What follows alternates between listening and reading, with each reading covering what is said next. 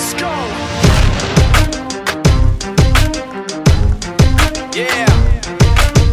For those of you that want to know what we're all about, it's like this, y'all.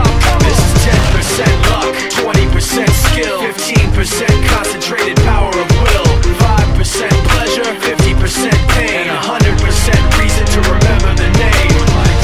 He doesn't need his name up in lights, he just wants to be heard, whether it's the beat of the mic. He feels so unlike everybody else, alone, in spite of the fact that some people still think that they know him. But fuck him, he knows the code. It's not about the salary, it's all about reality and making some noise, making a story, making sure his click stays up. That means when he puts it down, Tox picking it up. Let's go. Who the hell is he anyway? He never really talks much, never concerned with status, but still leaving him starstruck. Humble through opportunities given despite the fact that many misjudge him cause he makes a living from writing raps. Put it together himself, now the picture connects, never asking for someone's help or to get some respect. He's only focused on what he wrote, his will is beyond reach, and now it all unfolds, the skill of an artist. This is 20% skill, 80% fear, be 100% clear, cause Ryu was ill. Who would've thought he'd be the one that set the West in flames? And I heard him wreck it with the crystal method, name of the game. Came back, dropped Megadeth, took him to church. I like Bleach, man, Ryu had the stupidest verse, this dude is the truth. Now everybody giving them guest spots and stocks through the roof. I heard he fucking with that stock.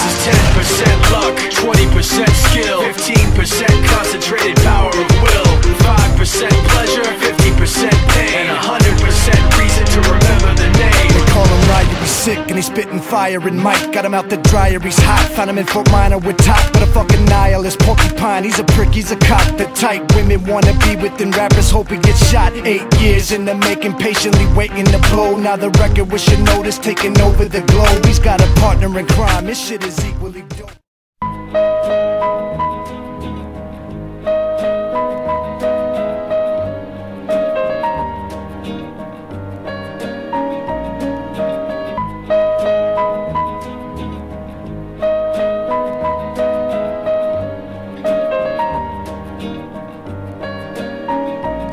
I once knew a nigga whose real name was William. His primary concern was making $1 million, being the illest hustler that the world ever seen. He used to fuck movie stars and sniff coke in his dreams. A corrupted young mind at the age of 13. Nigga never had a father and his mom was a fiend. She put the pipe down, but for every year she was sober, her son's heart simultaneously grew colder. He started hanging out, selling bags in the projects, checking the young chicks looking for hit and run prospects. He was fascinated by material objects, but he understood money never bought respect. He built a reputation cause he could hustle and steal, but got locked once and didn't hesitate to squeal. So criminals he chilled with didn't think he was real. You see, me and niggas like this have never been equal. I don't project my insecurities on other people. He fiended for props like addicts with pipes and needles, and so he felt he had to prove to everyone he was evil. A feeble-minded young man with infinite potential, the product of a ghetto-bred capitalistic mental. Coincidentally dropped out of school to sell weed, dancing with the devil, smoked until his eyes would bleed. But he was sick of selling trees and gave in to his greed.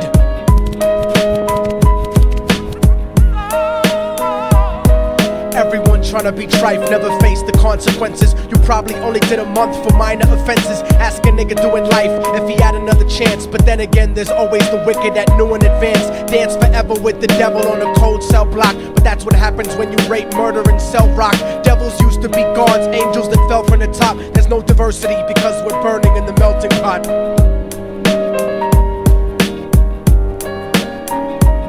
So Billy started robbing niggas, anything he could do to get his respect back in the eyes of his crew. Starting fights over little shit up on the block. Stepped up to selling mothers and brothers the crack rock. Working overtime, making money for the crack spot. Hit the jackpot and wanted to move up to cocaine, fulfilling the Scarface fantasy stuck in his brain. Tired of the block niggas treating him the same.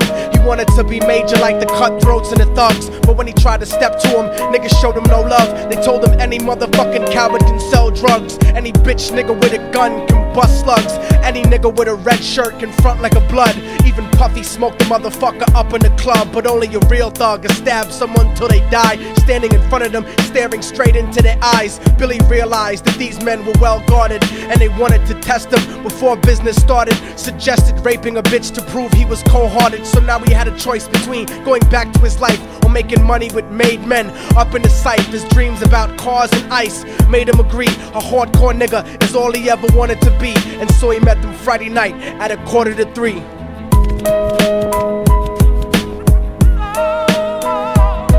Everyone tryna be trife, never face the consequences. You probably only did a month for minor offenses. Ask a nigga doing life if he had another chance. But then again, there's always the wicked that knew in advance. Dance forever with the devil on a cold cell block. But that's what happens when you rape, murder, and sell rock. Devils used to be God's angels that fell from the top. There's no diversity because we're burning in the melting pot.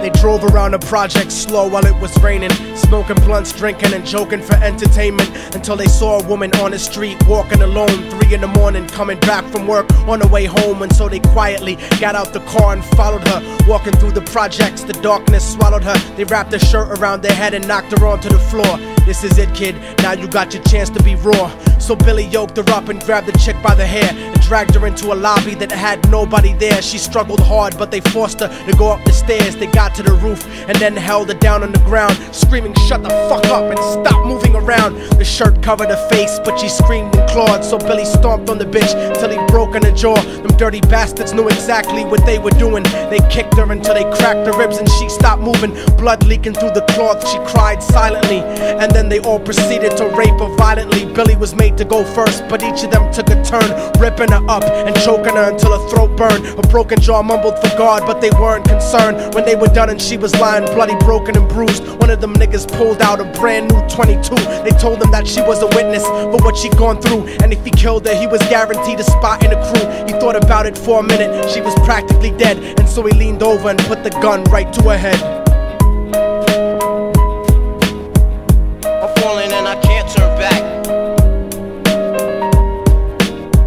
I'm falling and I can't turn back. Right before he pulled the trigger and ended her life, he thought about the cocaine with the plastic.